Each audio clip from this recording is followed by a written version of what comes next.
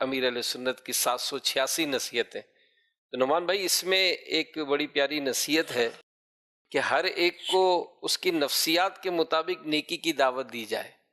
آپ کیا سمجھے؟ بسم اللہ الرحمن الرحیم. اس نصیحت پر اگر غور کرتے ہیں تو یہ نصیحت میں سمجھتا ہوں کہ بظاہر ایک سطر ایک لائن میں ہے اور کم و بیش اس کے 37 حروف بنتے ہیں اس پوری نصیحت کے. اور اس نصیحت کو اگر آپ غور سے دیکھتے ہیں تو میں یہ سمجھتا ہوں کہ یہ صرف ایک نصیحت نہیں بلکہ دریا کو کوزے میں بند کر دیا گیا ہے. واہ.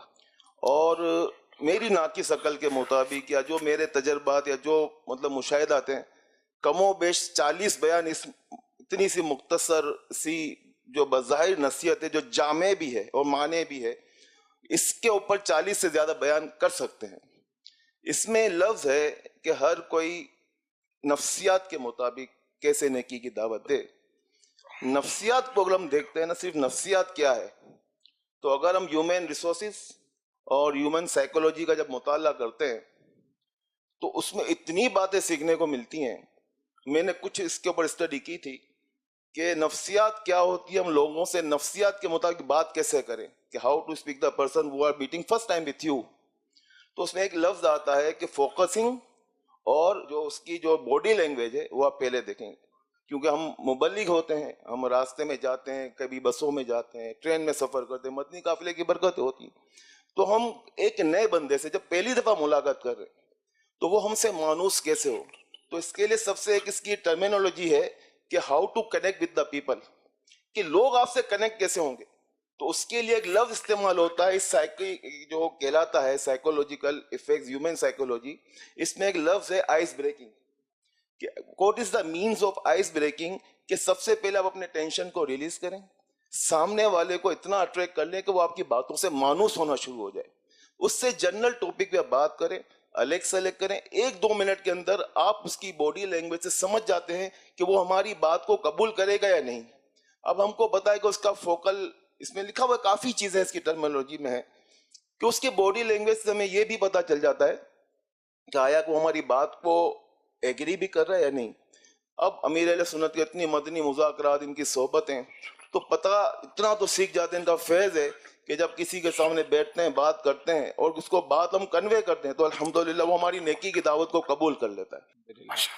تو اس میں چونکہ یہ بھی ایک نیکی کی دعوت کے ساتھ ساتھ ظاہر زندگی گزارنی ہے، تو اس حوالے سے اگر اوور آل معاشرے پر نظر کرتے ہیں تو مزید آپ کیا فرمائیں گے؟ اب ایک تو ہوتا ہے نا کہ اجتماعی کوشش بیان جیسے ہوتا ہے، تو اس میں تو ہر طرح کا آدمی ہوتا ہے، اس میں کس کی نفسیات کون دیکھے.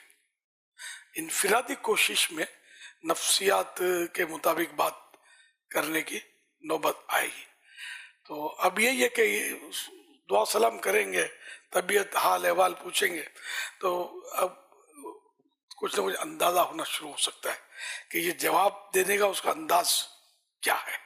بعض اوقات اس کا جواب ہی کتراتے ہوئے دے گا کہ ارے مولانا کو کیا ہو گیا، ارے کیا کو پوچھتا ہے، ارے نہیں، اس کو کتراہٹ ہوگی، گھبراہٹ ہوگی. تو اس میں بھی اب اس کے حساب سے چلنا ہوگا. بعض بہت یعنی کہ اسے بھی دیکھیں کہ خود ماڈرن ہوتے ہیں لیکن مذہبی حلیے والے کا احترام بہت کرتے ہیں. تو اب اگر کوئی اس طرح کا ہے تو اس کا مطلب یہ کہ یہ ہمارے لیے شاید جلدی موافق آ جائے گا، یہ ہماری نیکی کی دعوت جلدی ہو سکتا ہے قبول کر لے. پھر اس کی سمجھ کا بھی اندازہ لگانا چاہیے کہ یہ ہماری کون سی لینگویج، کون سی زبان، کون سے انداز کو یہ سمجھے گا.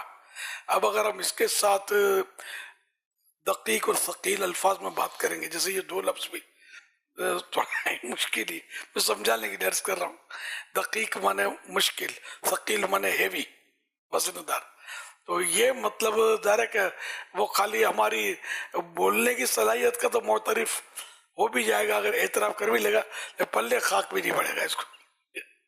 تو اس لیے ہر ایک کے ساتھ اس کی عقل کے مطابق کلام کیا جائے. کلم الناس علی قدر عقولہم، کہ لوگوں سے ان کی عقلوں کے مطابق گفتگو کر.